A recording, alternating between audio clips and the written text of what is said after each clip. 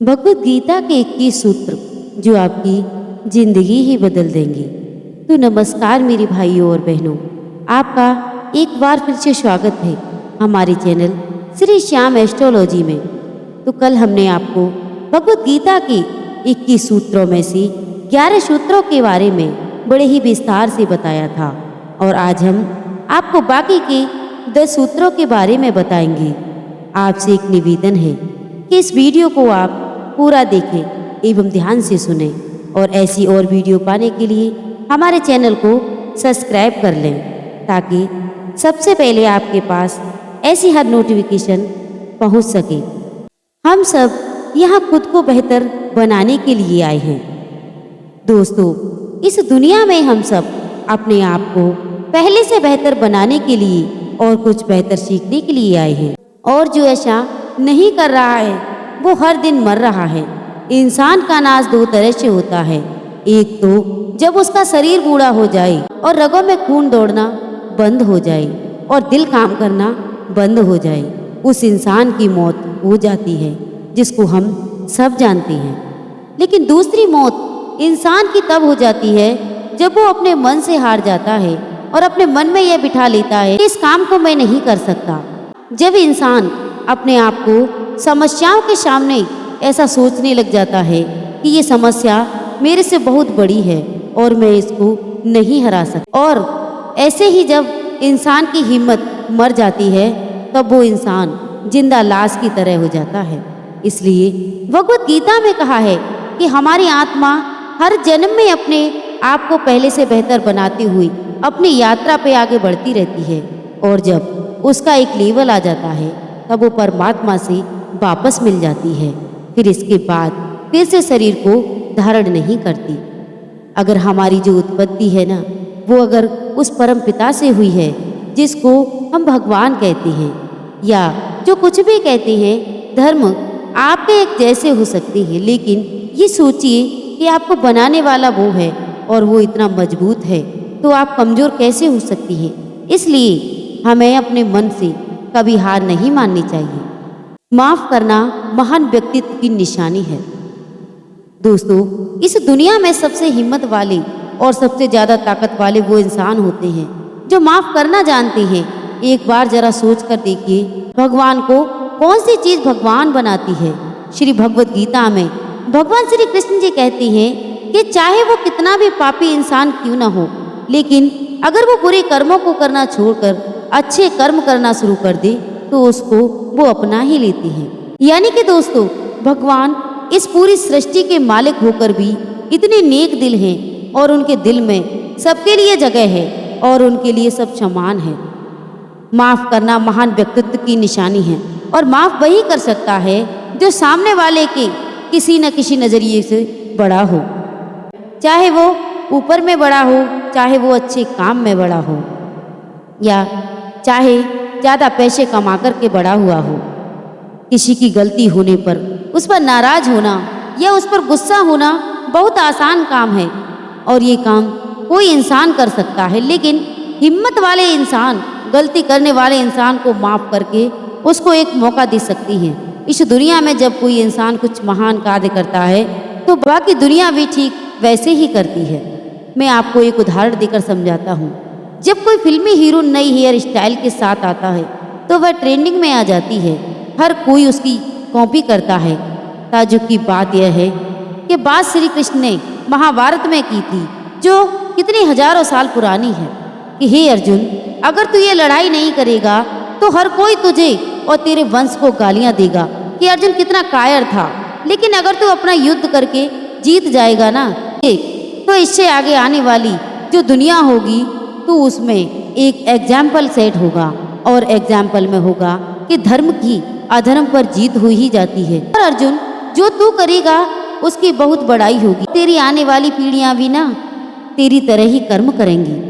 भगवान श्री कृष्ण के वाक्य में एक और गहरा अर्थ छुपा हुआ है, और वो है कि अगर आप अपनी लाइफ में किसी ऐसे लेवल पर हो जिस लेवल पर किसी सामान्य इंसान के लिए आसान बात नहीं होती, तो आपको अपनी हाई पोजीशन से इस दुनिया में ऐसे उदाहरण सेट करने चाहिए जिनसे सब लोग को भलाई और सबको एक सही रास्ता दिखे। लाइफ तब बदलती है जब आप अपने सोचने का तरीका बदल देती हैं। दोस्तों, आपकी लाइफ तब बदलती है जब आप अपने सोचने का तरीका बदल देती हैं, जब आप अलग तरीके से सोचते हैं और इन सब चीज़ों को देखते हैं जो आज आपके पास है। केवल आपका खुद को देखने को सोचने का तरीका ही आपको सबसे अलग बना सकता है। हम सब अपनी लाइफ में बहुत कुछ करना चाहते हैं। हम सब सपने देखते हैं कि मेरे पास करोड़ों रुपए हों और मेरे पास एक शानदार कार होनी चाहिए, मेरे पास बहुत ज़्यादा प्रॉफिट वाले बिजनेस होने चाहिए। ऐसा सोचना कोई बुरा नहीं, बल्कि अच्छी बात है। हर किसी को सोचने का जन्मसिद्ध अधिकार है। अगर आप एक अच्छी कल्पना कर सकते हैं तो ये बहुत बड़ा सबूत है इस बात कि आप अभी भी जिंदा हैं और अपनी ज़िंदगी को अच्छे से जी रहे हैं। आपको अपने बड़े बड़े सपनों के साथ ही अपना सोचने का तरीका भी बदलना होगा। अगर आपको वो सब हासिल करना है जिनको आज तक आप हासिल नहीं कर पाए, तो आपको कुछ ऐसा करना ही पड़ेगा जो आज तक आप नहीं कर पाए। आप वही सोचते और करते रहेंगे जो आप आज तक करते आए हैं, तो इस बार भी वही मिलेगा जैसा आपको आज तक मिलता आया है।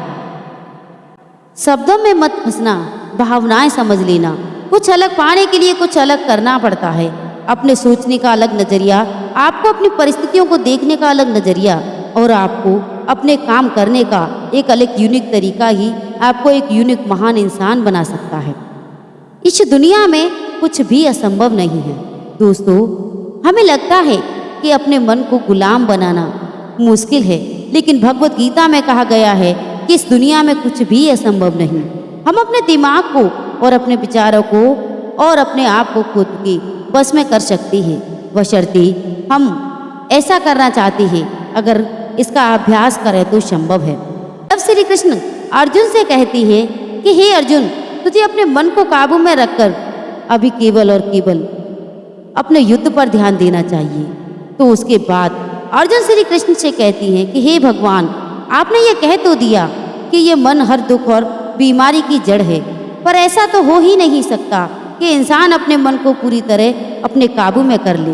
तो फिर ऐसा कौन सा तरीका है जिससे मैं अपने मन को काबू कर सकता हूँ? इस प्रश्न का भगवान श्री कृष्ण जवाब देते हुए कहती हैं कि दुनिया में ऐसा कोई काम नहीं जिसको कोई इंसान नहीं कर सके। प्रयास हर काम में सफल बनाया जा सकता है। अगर कोई किसी पहाड़ को फतह करना चाहता है, वो एक बार ऐसा नहीं कर पाता तो उसको अपनी कोशिश जारी रखनी चाहिए। अगर आप किसी काम को करने में फेल हो रहे हैं और अगर आपको उस काम में सफलता हासिल करनी है, तो आपको अपनी जिंदगी फेल होने की दर बढ़ानी होगा।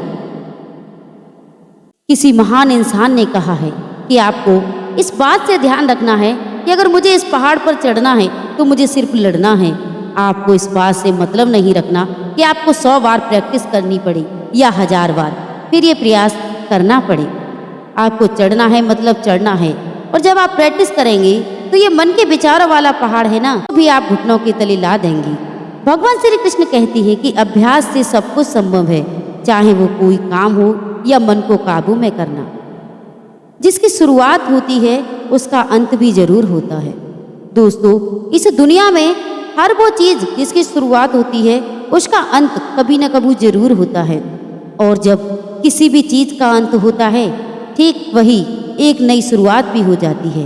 ये चक्र कई अनंत सदियों तक ऐसे ही चलता आया है और ऐसे ही चलता रहेगा। जब तक ये कायनात रहेगी तब तक ये चक्र ऐसे ही चलता रहेगा।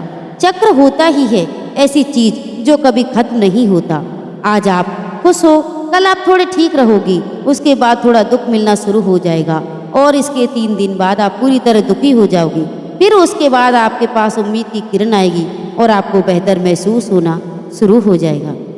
आपको ये लगने लगेगा कि आपका अच्छा वक्त आने लगा है और आपको सुख मिल रहा है। एक समय आने आपका वो प्लेजर भी पिक पर होगा, लेकिन दोस्त वहाँ पर भी आप कुछ पल के लिए ही रुकेंगे। पहाड़ की चोटी पर जाने के बाद वहाँ से केवल नीचे आने का ही रास्ता बचता है। आपके सुख कम होने लगती है, फिर आप नीचे आएंगे और फिर आप ऊपर चढ़ेंगे। हर वो चीज़ जिसकी शुरुआत होती है उसका अंत होना निश्चित है, चाहे वो हमारा शरीर ही क्यों ना हो। और हर वो चीज़ जिसका अंत होता है उसकी कभी न कभी शुरुआत जरूर होती है। चाहे उसको उम्मीद ही क्यों ना कहती हूँ। इसलिए सुख और दुख की फीलिंग्स के चक्कर में मत फंसना। हमेशा शांत रहने की कोशिश कीजिए, चाहे कितना ही सुख हो और चाहे कितना भी दुख क्यों ना हो। शरीर से बड़ी हमारी इंद्रिय और इंद्रिय से बड़ी विचार और विचारों से बड़ी हमारी बुद्धिमानी और बुद्धिमानी से बड़ी बुद्धिमान से बड़ी हो तो उसको आत्मा कहते हैं।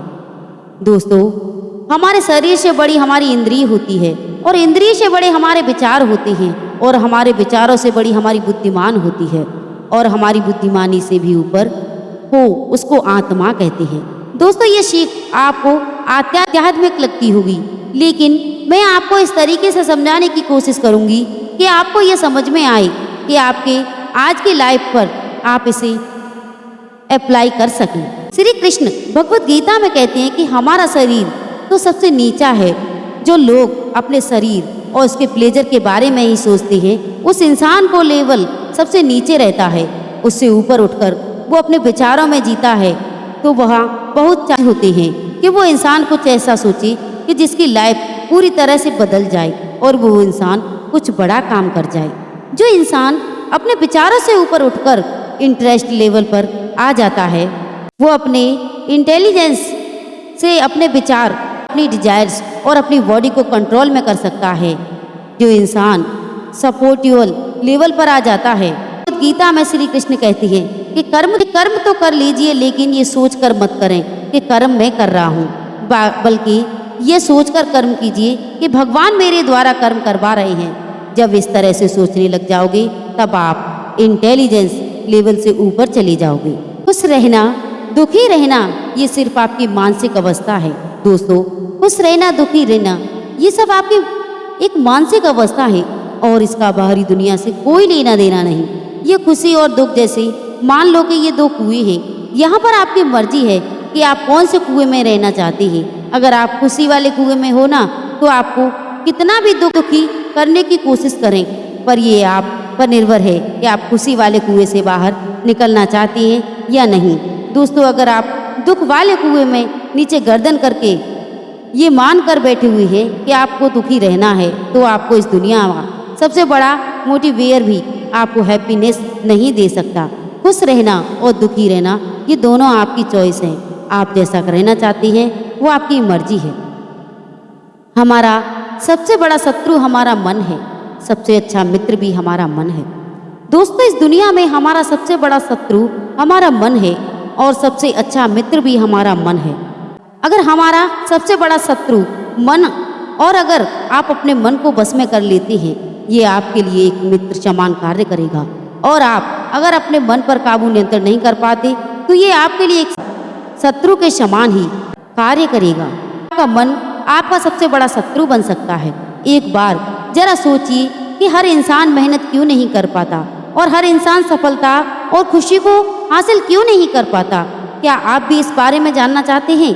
क्योंकि दोस्तों, हर कोई अपने मन को काबू में नहीं कर पाता। ये मन हमारा सबसे बड़ा शत्रु है। अगर ये हमारे नियंत्रण के बाहर चला जाए, और ये एक ऐसी चिड़िया है जिसको पकड़ने में अच्छों के पसीने निकल जाते हैं। अगर हम चाहें तो अपने मन को सबसे बड़े और अच्छे मित्र में बदल सकते हैं। हम अपने मन को काबू में करके उन सब कामों में बेहतर ढंग से कर सकते हैं जिनको हमें करने में मज़ा नहीं आता, लेकिन जिनको करना हमारे लिए बहुत ज़रूरी होता है। जी हाँ दोस्तों, मैं अनुशासन की, अगर हम अनुशासित रहते हैं तो हमारे लिए इस दुनिया में कुछ भी पाना मुश्किल नहीं है। इस वीडियो और भगवत गीता का लास्ट और 21वां सूत्र। दोस्तों, हमारी लाइफ ना तो पास्ट में है ना फ्यूचर में है। हमारी लाइफ है ना तो केवल सिर्फ वर्तमान में है। हम अपने पास्ट को याद कर सकते हैं और उसमें किए गए कर्मों के फल को भुगत सकते हैं।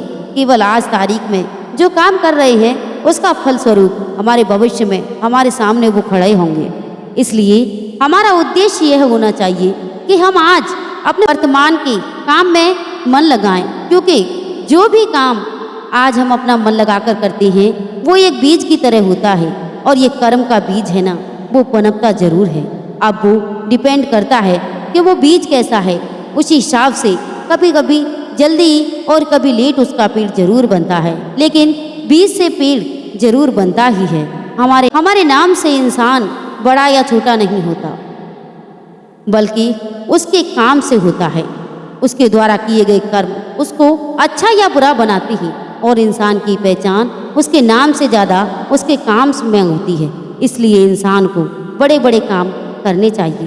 दोस्तों, उम्मीद है आप सभी को गीता इंसान वीडियो पसंद आई होगी और आपकी लाइफ को पहले से बेहतर बनाने में इसकी थोड़ी बहुत भूमिका तो जरूर होगी। मेहनत करते रहिए और लाइफ में आगे बढ़ते रहिए और एक समय बाद देश में अपना नहीं बल्कि इस दुनिया में देश का नाम रोशन कीजिए। तो दोस्तों, अगर आपको हमारी ये वीडियो अच्छी लगी हो तो हमारी वीडियो को लाइक और चैनल को सब्सक्राइब अवश्य कर लें ताकि हमारे द्वारा दी गई ऐसी हर जानकारी आप तक पहुंच सके। और कमेंट में जय श्री राधे जय श्री कृष्णा अवश्य लिखें। तो सभी भाई बंधुओं को जय श्री श्याम, जय माता दी।